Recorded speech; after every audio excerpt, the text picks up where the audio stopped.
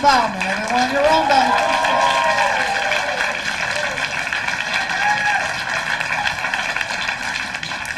Thanks for coming out and supporting live comedy. I stand before you, ladies and gentlemen, as the world's first and only stand-up economist.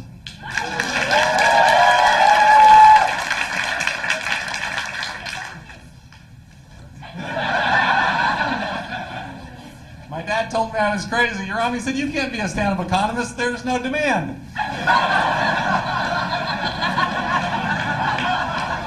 I am killing.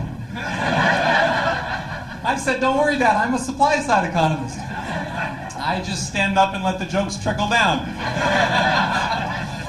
I believe in the Laffer curve. Couple of people. Thank you.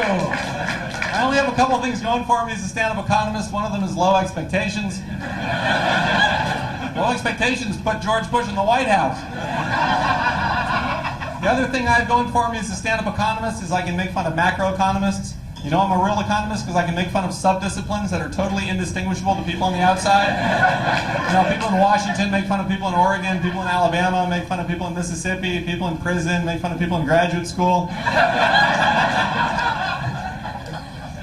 People are always asking me if I'm afraid of failure, and I'm like, afraid of failure? I used to teach introductory microeconomics at 8 o'clock in the morning. In Walla Walla, Washington. I have walked through the valley of the shadow of death. I have given lectures on cost-benefit analysis in the valley of the shadow of death. I think that's enough for the economics jokes. You want more economics jokes? Okay, these are some new ones. I'm just working on them, so you have to be patient with me, okay? These are my knockoffs on Jeff Foxworthy's You Might Be a Redneck If. These are You Might Be an Economist If. You might be an economist if you've ever tried to pick up somebody in a bank. You might be an economist if you're an expert on money and you dress like a flood victim. This one's my favorite. You might be an economist if you go to a Chinese restaurant and open up the fortune cookie and add at the margin at the end of it.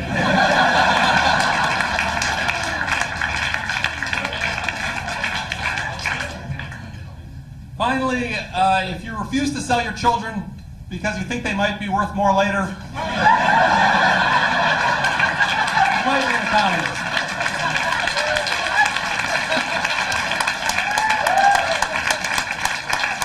I don't know who you people are over here, but I love you. I love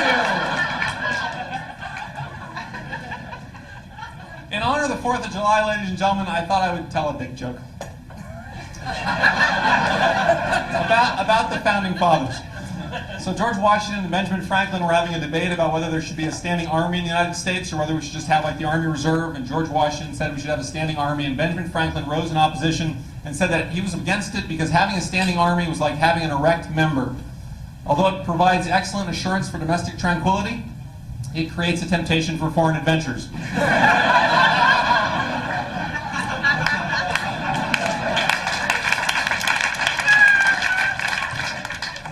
Words were never spoken. It's the summertime, ladies and gentlemen. That means that our president is probably reading again. I'm delighted that he's a reader. I'm just disappointed he's not more of an understander. And I'm terrified that he's the decider. I think he ought to read more. I think he ought to talk to people more too, like people across the political spectrum. I think everybody should do that. You know what, to fix American democracy, here's what I think we ought to do. All the young single people, go and date somebody on the other side of the political spectrum. Right? That goes for everybody. If you're a Democrat, go date a Republican. If you support the Green Party, go date a Libertarian. Right? I mean, I know for some of you it's a challenge. If you're a Democrat and you're gay, there just aren't that many congressional Republicans left. You might have to try the evangelical pastors.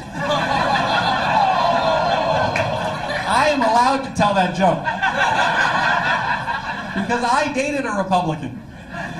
She was a good kind of Republican, though, like Rudy Giuliani, you know? She was fiscally conservative and socially promiscuous. She was a lot hotter than Rudy, though. Here's what I'm going to do. For the rest of the time I have left, for the rest of the evening, you folks over here, I'm going to divide you up across the political spectrum. You folks over here, from here on over, you guys for the rest of the night, you guys are the left wing. That was an appropriate amount of enthusiasm for the left wing. Look, I know you guys are disappointed. You've had a couple of bad years, but wait until 2008 when the Democrats take back the White House, because then you'll be really disappointed. Let's try this again. You guys over here, you guys are the left wing. Not bad, but watch this. You guys over here, for the rest of the night, you guys are the right wing. Look, that was okay, but when I did this in Texas last week, they started chanting USA. It was really the most amazing experience of my life. So I want you guys to do that for me. Like, dig down. You guys up front here, you weren't chanting. Dig down and find your inner red meat, okay? Put yourself in the mind frames of people that believe in social Darwinism but don't believe in Darwin's theory of evolution. Right? On the count of three, I want to chant USA. You guys over here, you guys are my right wing. USA! USA! USA! Good, that was much better, much better.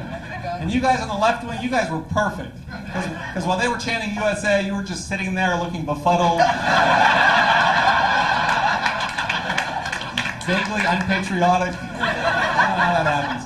It's not just the left and the right, though. Like, on the far extremes of the political spectrum, like on the far right of the political spectrum, you folks at this table right here, you guys are my libertarians. And on the far left of the political spectrum, you folks here, you guys are the libertarians. Did you guys get that? Libertarians. Not the people that check books out for you.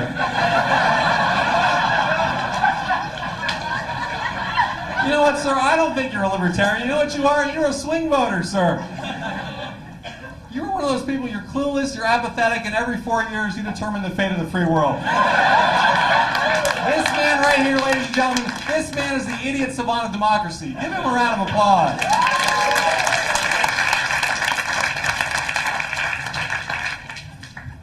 Let me close with a joke that's going to appeal to people across the political spectrum. So, Nixon, Ford, and Carter all die, go to the afterworld, they end up in a big white room. This big voice booms out and says, President Nixon, go into the room on your left. And Nixon goes into the room on his left. And there's Charles Manson. And the voice booms out and says, President Nixon, you've sinned. You must spend eternity with Charles Manson. The voice says, President Ford, go into the room on your right. And Ford goes into the room on his right. And there's Jeffrey Dahmer. The voice says, President Ford, you have sinned. You must spend eternity with Jeffrey Dahmer. The voice says, President Carter, go into the room in front of you. And Carter goes into the room in front of him. And there's Paris Hilton. The voice says, Paris Hilton, you have sinned. Hey, my name is Yoram Bauman. You guys have been all